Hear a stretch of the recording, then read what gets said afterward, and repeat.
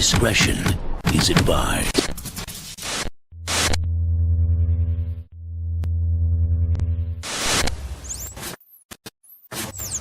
You know, when all of this happened back in February, I understand you went immediately to the hospital. You know, you said yes to a rape kit. You reported it to the university. Can you talk to me about some of the questions they asked you? Yes, I was treated like a suspect. I was asked, what were you wearing? What were you drinking? How much were you drinking? Do you often have one-night stands? Did you even say no? How many men have you slept with? What's your sexual history? Questions along those lines. And who was asking you those questions? DPS investigators. DPS. You mentioned a moment ago that you were, and this is all from my understanding, part of, Title IX. You're allowed to hear the audio recording between the accused and police. You mentioned a piece of that about, I think you used the word camaraderie. What specifically did you hear, and how did it make you feel? Yes, my rapist was asked if he had received my phone number that night.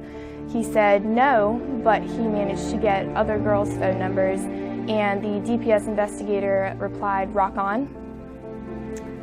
That was infuriating to hear. That was the night that he had raped me that they were talking about. So that was just really disgusting. Rock on. And he said something about being a football player, didn't he? According to you. He said, don't sweat it. Keep on living your life and keep on playing football.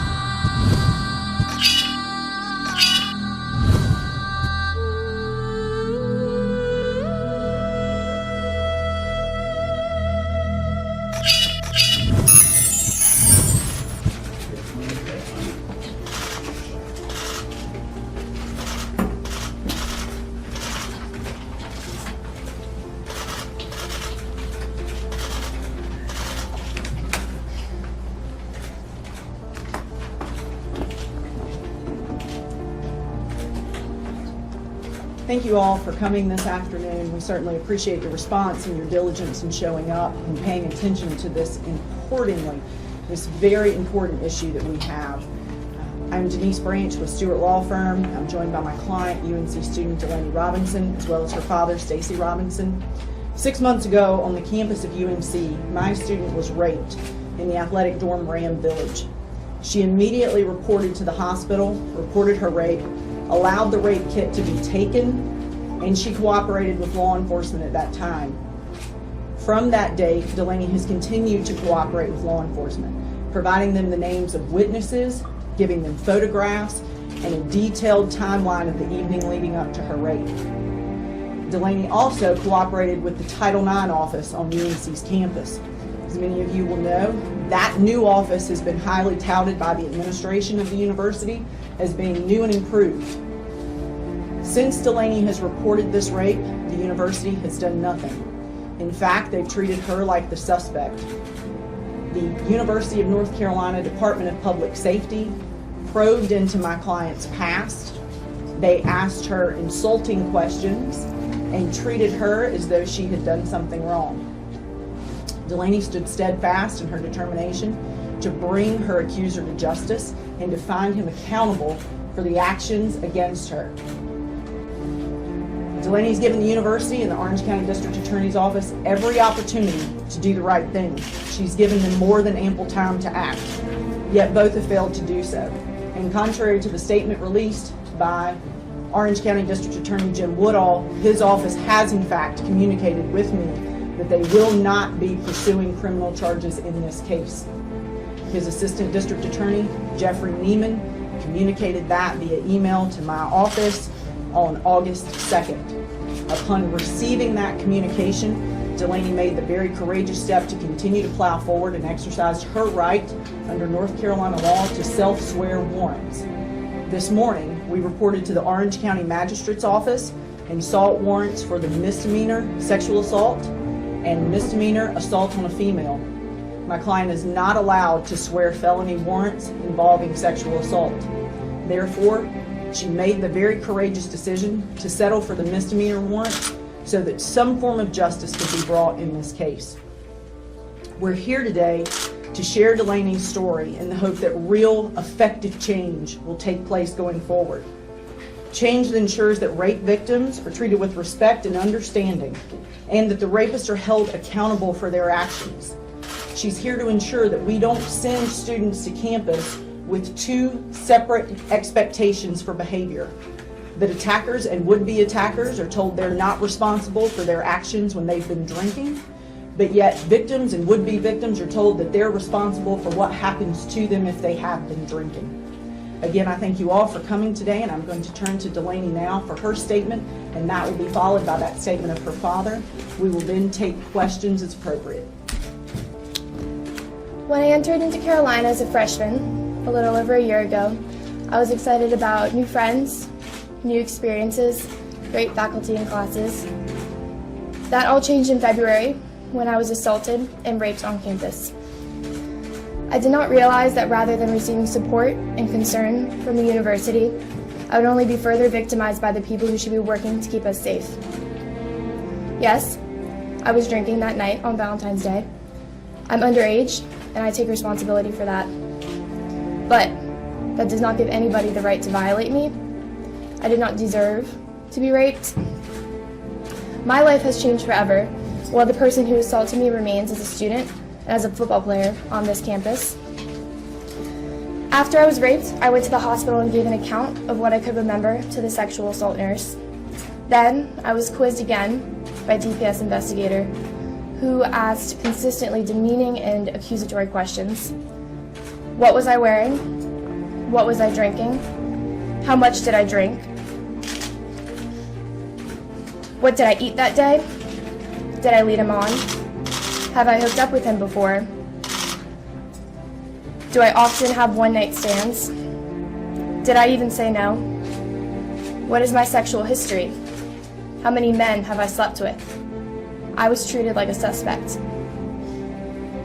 My humiliation turned to rage when I watched the recorded interview of my rapist by DPS investigators.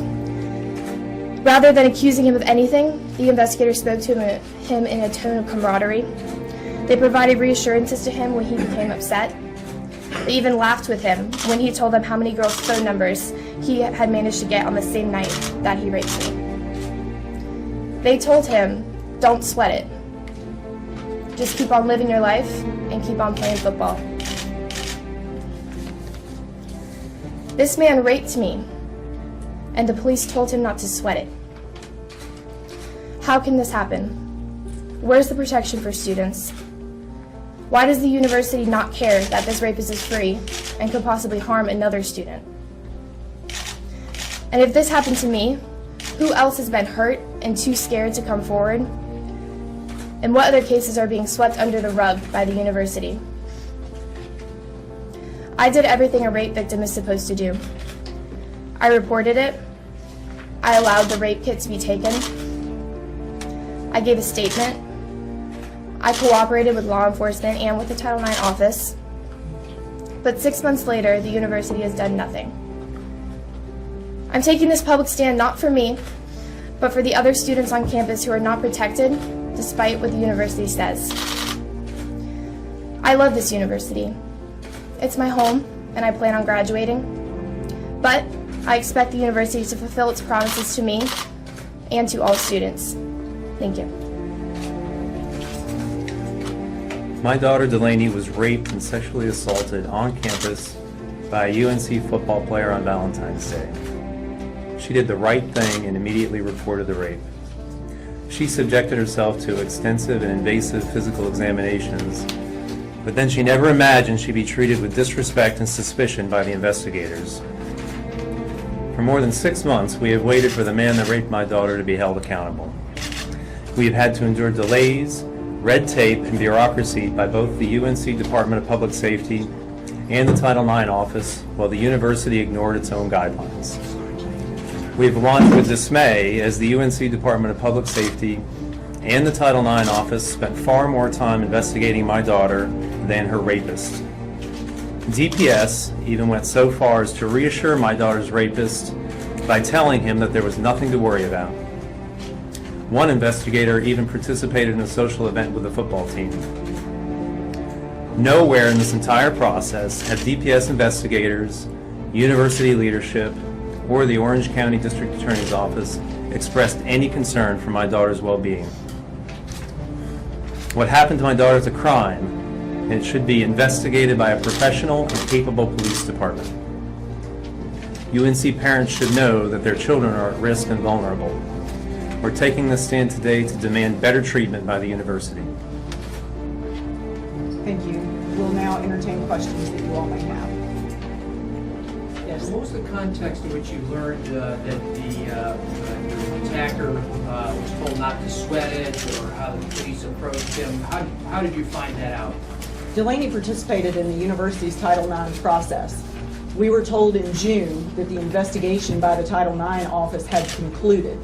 At the conclusion of that investigation, we were invited to review the investigative file. The Title IX office investigative file contained a copy of the Department of Public Safety investigative file as well. That file contained the videotaped interviews that were performed by the Department of Public Safety. Were you not able to make copies of a transcript from that interview? And if not, is that concerning to you that even an alleged victim in a rape case cannot obtain copies? According to the Title IX procedures, we are not allowed to photocopy or transcribe the Title IX investigative file. We are only allowed to take notes. We abided by those procedures in our review of the file. Is it concerning to you that you can't just take a full copy? Those are the procedures that have been adopted by the university. That investigative file does contain extensively personal material of both the reporting party as well as the responding party.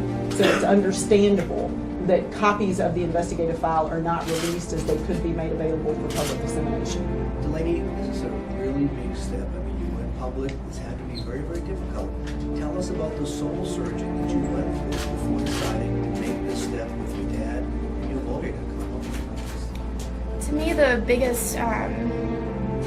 biggest reason why I thought it was necessary to do this is because of the person before me, the student before me, had the capability to come forward.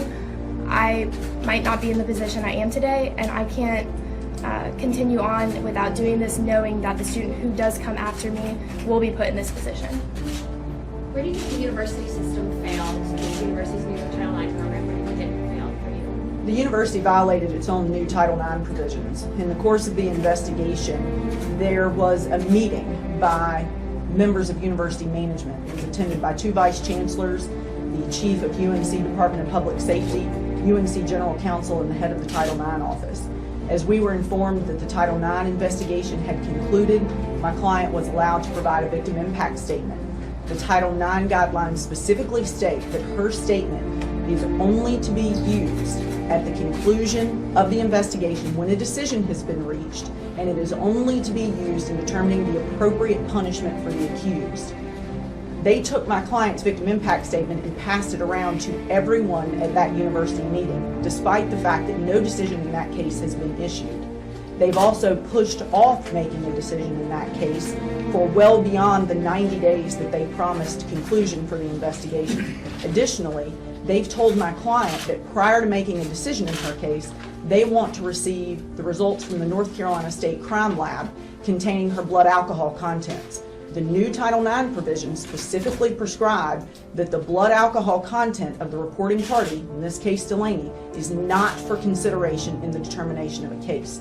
So the university failed by either being uninformed or completely disregarding the new Title IX guidelines that they so publicly pronounced having been put in place. What is the process now that Delaney has sworn out the sworn warrants? What happens next? Those warrants are outstanding. They're outstanding misdemeanor warrants charging the student in this case with sexual assault and misdemeanor assault on a female. The sheriff's office is presumably in possession of those warrants, and he will either be arrested or allowed to turn himself in, and it will proceed to district court along with other misdemeanors in Orange County. You filed a federal Title IX complaint to the Department of Education, and if so, what's your next step there? We have not filed a complaint with the OCR.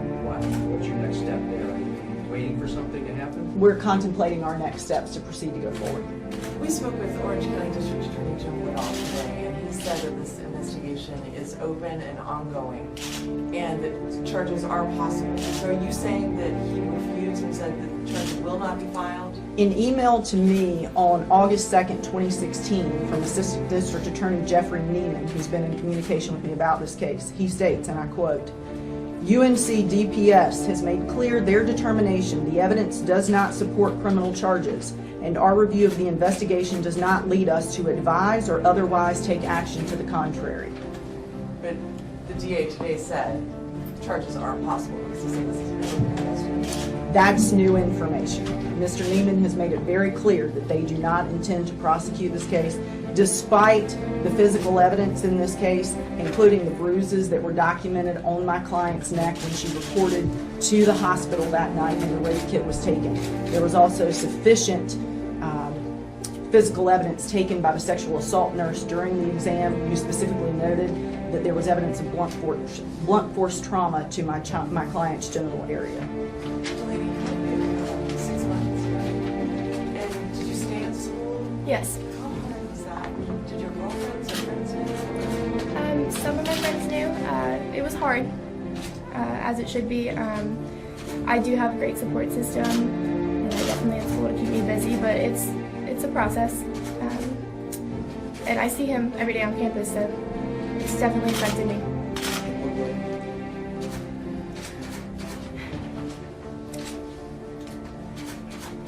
It's, aside from the fact that I have to worry about who I'll see and when I'll see them, on my way to class, on my way to practice, going anywhere with my friends, it's distracting. It's hard for me to get my schoolwork done, and I'm a busy person, and it's just made it more difficult in general. Have you ever thought, did you ever think, I'm going to transfer, I'm going to get out of this place, or did you? No, UNC is my home. I chose to go to that school.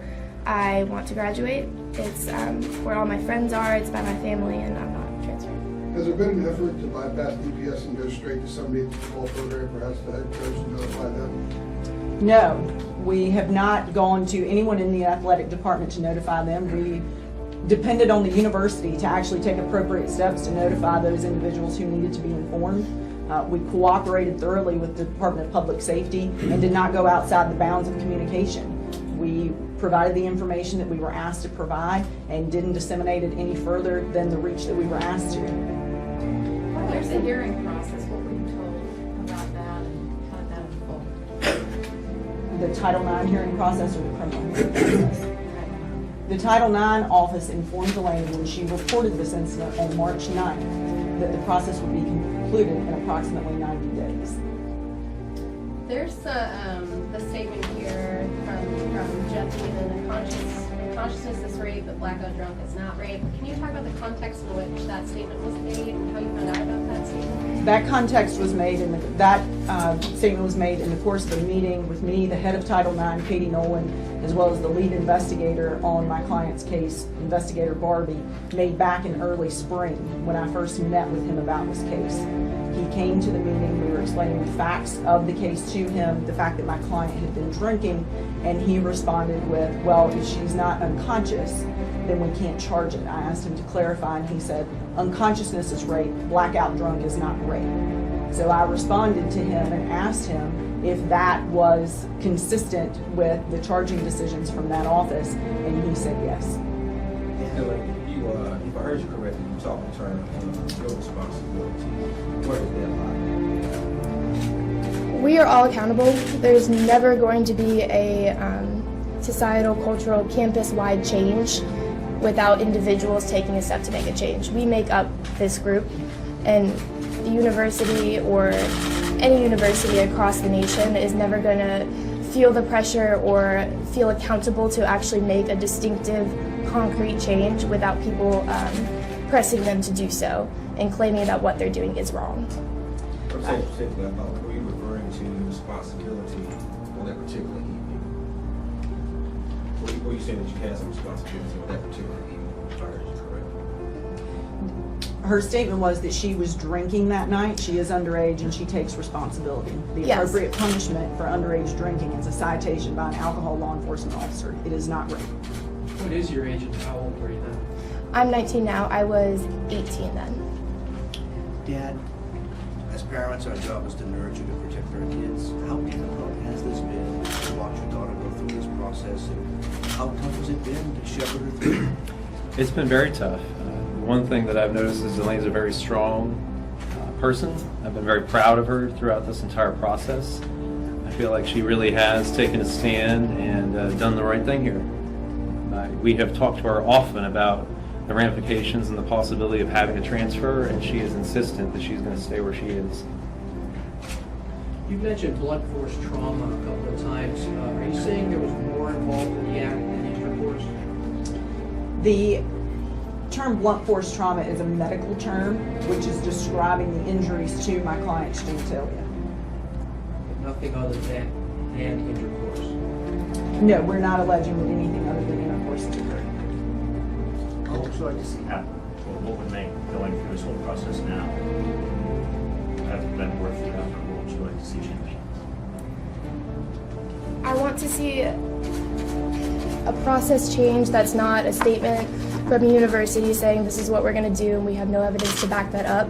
I want to see a place where sexual assault victims, male and female, can go that's not entirely under the scope of the university, that's not funded by the university, that is a safe haven for people like that. Something concrete. I think one of the things we'd like to see is that the university take advantage of its co-jurisdiction with the Chapel Hill Police Department and refer these cases out to the Chapel Hill Police Department rather than being under the auspices of the university. Then there'll be an independent investigation. Are you saying that the campus police are incapable of doing objective investigation? Objective investigation is one of the side steps. A capable investigation is the largest prong. The lead investigator on my client's investigation was completely unaware as to the contents of an average rape kit. When Detective Barbie asked for submission of the rape kit, he informed me that because the suspect in this case had claimed that the two had sex and that it was consensual, there was no reason for submission of the rape kit. He debated with me for well over a month, despite confirmation by the sexual assault nurse whether or not there was actually a blood draw from my client contained in the rape kit before he would even submit it to the North Carolina State Bureau of Investigation lab for testing. So it's our position that this police force is not capable of properly investigating a sexual assault case to appropriate resolution. There were so many missteps that took place throughout this investigation. For example, the first meeting with the suspect by Department of Public Safety investigators was conducted with one of the suspect's best friends in the room, who also happens to be a key witness to the events leading up to the rape. So they were given an ample opportunity to coordinate their stories. The public safety investigator also continued to reassure the suspect in this case that he was not deeming him a suspect, that he was only a witness in this case. And their treatment of my client as compared to the suspect is absolutely startling. And no victim services have been offered to my client, either from Jim Woodall's office or from the Department of Public Safety.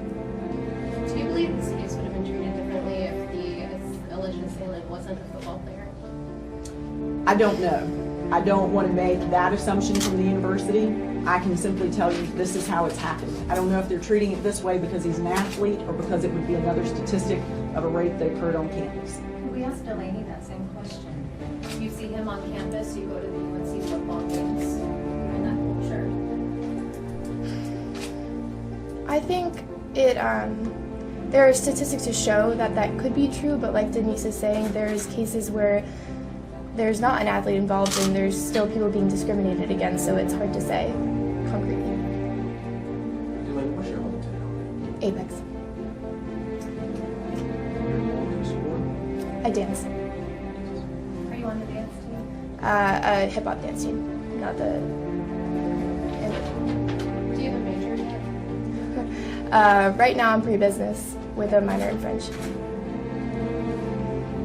And as far as kind of like how the case works, the DPS investigation is that a criminal investigation, or is that only under the university? Is that only like an administrative investigation that they do at the university, which would end in like expulsion or like university punishments, or is that something that could end up in a criminal? The DPS investigation is a criminal investigation. The Title IX investigation is that administrative punishment that would involve suspension, expulsion if necessary.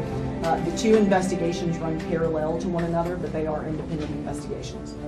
And so just to be clear, there's been no hearing? There has been no hearing. So 90 days have passed since The rape occurred on Valentine's Day. Did this happen when you were, excuse me, but incapacitated, basically? Is that kind of what was alleged to have happened? Yes, it did. So within the Title IX policy, DPS is the only investigative unit. Title IX actually is part of their new and improved Title IX section. They have employed investigators who are, according to the regulations, trained in investigating sexual assaults. So the Title IX division has its own investigators who interviewed my client, interviewed other witnesses. They interviewed the sexual assault nurse in this case and gained information from the Department of Public Safety, but their investigators are separate and apart from those employed by the Department of Public Safety. The Department of Public Safety officers are actually sworn law enforcement officers. So could you not take this to Chapel Hill Police? No, it's because it occurred on campus. It is under the jurisdiction of the Department of Public Safety. It's up to the Department of Public Safety to invoke its co-jurisdiction with the Chapel Hill Police Department. In this case, they've chosen not to do that. It was in Ram Village. We're not going to indicate the specific location. So what's next? Well, the warrants are pending. We're looking forward to the accountability that will take place from there. We're looking forward to Delaney actually having an opportunity to be heard in a court of law and for this individual to have accountability for his actions. It's been a long time coming. And why is it that you cannot have a warrant for felony charges? Those have to be proven by probable cause in front of a grand jury, or they have to be charges that are approved by the district attorney's office. As I've indicated, the confirmation that I have from Jim Woodall's office is they don't intend to proceed on the felony charges. Therefore, North Carolina allows private citizens to self-swear warrants for misdemeanors. We availed ourselves to that provision of North Carolina law and went to the magistrate's office this morning.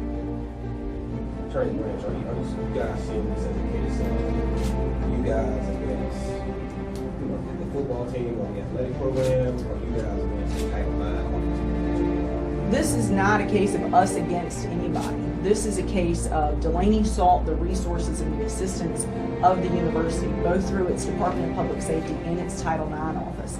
Both of those unities failed in providing her the services that they are due to provide her. Therefore, we're seeking to hold this individual accountable in the only remedy that remained to us, and that was the self-sworn misdemeanor warrants. Do you have, are copies of the self-sworn warrants available? They are not. We have received confirmation that the warrants actually exist. They have not been served upon the suspect at this time, and we do not have copies of those warrants. Are you pursuing any action against the university itself or the Title IX office? We're taking this one step at a time. Today we've made the decision to go to the magistrate's office to seek the self-sworn warrants. Why was that decision made today specifically? After we received the communication in August, we took an opportunity to review our options, to weigh our next steps. Today proves to be a convenient time for all those involved. Why did you wait? Why did you keep it? Wait Without for... coming forward, because it happened in February. Now you're coming to the meeting, so we were it's been 7 months. giving the university an opportune time to act. We cooperated with the Title IX investigation. They originally told us they would have a decision to us by June. That date continued to be pushed out further and further and further and further. The latest deadline that we received from them was July 18th. On July 18th, we received confirmation from that office that, contrary to their own regulations, they would not make a decision until they had my client's blood alcohol content from the North Carolina State Bureau of Investigation Crime Lab. They then told her that they would begin following up with her in late September and continuing to follow up with her in 3-week increments thereafter to inform her of what their new deadline for decision would be. So we waited to give the opportunity to the university to do that which they were tasked with doing. Regardless of what happens, is your client considered your planning civil action regardless of what happens? We've made it to today. We've gone to the magistrate's office and sworn the warrants. We'll evaluate our next steps after today. Delaney, when's your graduation? 2019. Legally, could you describe the difference or explain the difference between unconsciousness and blackout drunk? Because it kind of seems like the same thing. That's a question that you'll have to reserve for Mr. Neiman. That was his statement. Jim Woodall said today that they were still waiting on some lab results of some of the tests, but he would not elaborate as to which tests. That's going to be a question for Mr. Woodall. His office, along with the Department of Public Safety for months, in my encouraging, refused to expedite those results that they are claiming would now be useful for decision in my client's case. Do you know what kind of results? It's the contents of the rape kit. Specifically, they have, and if there are results beyond her blood alcohol content, they have not shared that with me, but specifically they have indicated they're interested in her blood alcohol content that night. They don't have that back? That is not back. According to our knowledge, the North Carolina SBI lab doesn't send results back to me. They'll send them back to Jim Woodall's office or to DPS. Do you have a date expected for that? It's anticipated later this fall. They have not yet, there's not a date certain for those results to be received. Have they indicated that that's the last thing they need for a decision? According to the information that I have from Mr. Neiman, they've made a decision. And that's not to prosecute this case. I'm sorry, I missed Title IX. The Title IX office has indicated that even when they receive those blood alcohol contents, that they may be able to consider additional information. So they've been very vague about that. However, we received confirmation in June that by email that the Title IX investigation in this case was closed. Therefore, the time for gathering evidence would be closed. So their contravention of their own policies has occurred once again in that they're considering evidence beyond the investigation period in this case. Have they indicated what an alcohol level in blood would matter?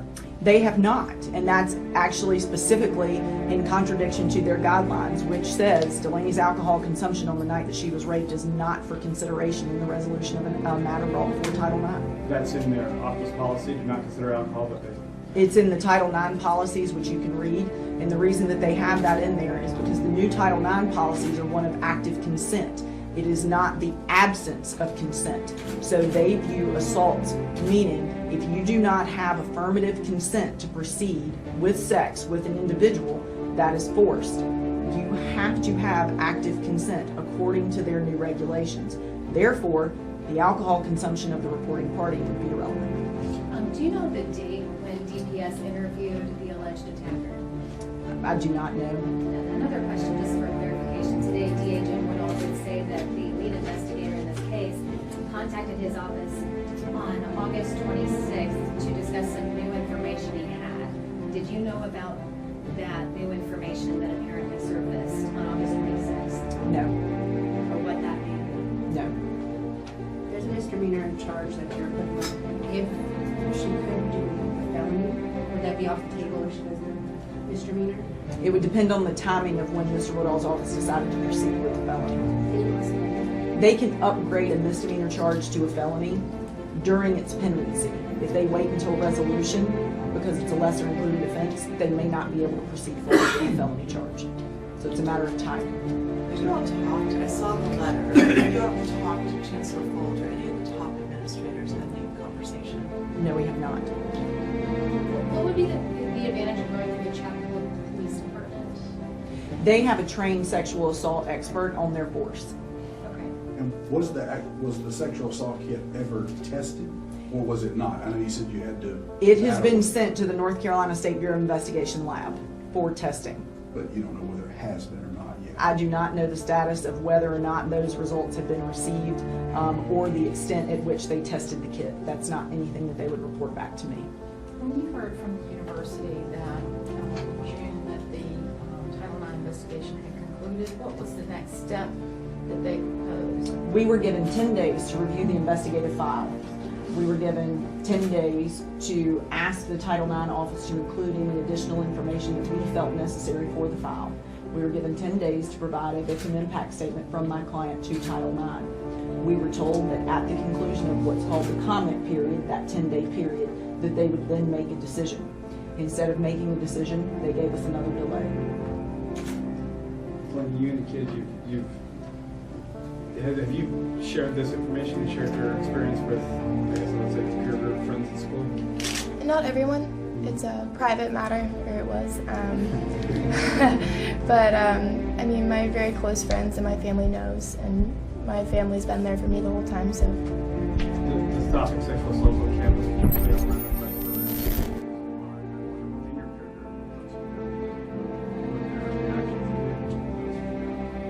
For those who know what their reaction has been with the counseling.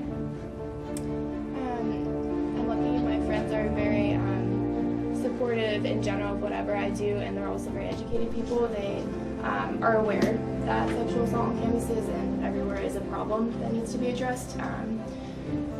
So even the people who don't know necessarily, we still have educated discussion about the issue in general in an unbiased way. If the withstanding misdemeanor warrant succeeds, what would be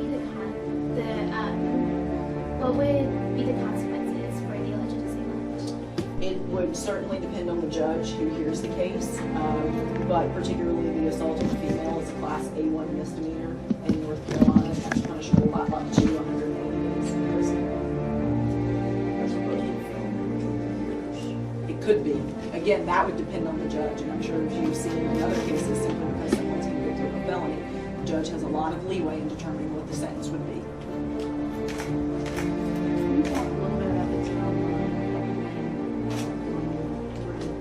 to the police and the 5-100? Delaney reported to the UNC hospitals the night of the assault, so on February 14th into the morning of February 15th.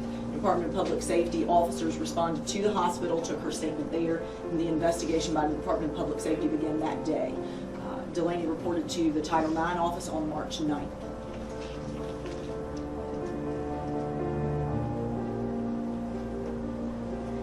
Delaney Cyber? Go ahead. Good. I was just going to follow up on your friends. I wonder if you've known or met any other people in your peer group on campus who've been through similar experience.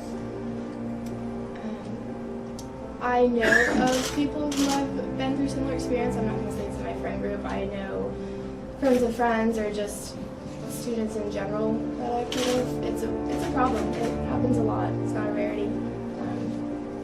If so, do you know of examples that came out for positive ending one of these offices or negative? Can't say I've heard a positive, but not. The majority of people don't report rape.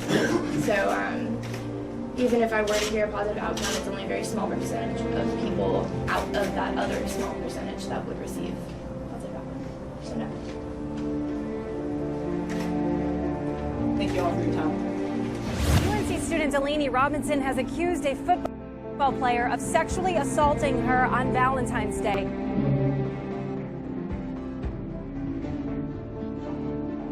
She says she's a victim who did everything right. She reported the crime immediately. She talked to investigators. She took pictures. She even completed a rape kit.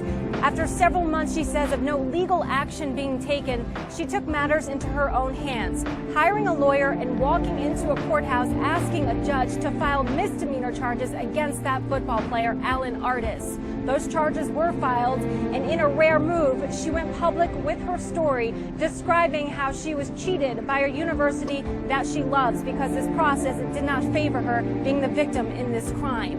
Artis did turn himself in on those misdemeanor charges. He was released on bond, and in the meantime, he's suspended from playing football.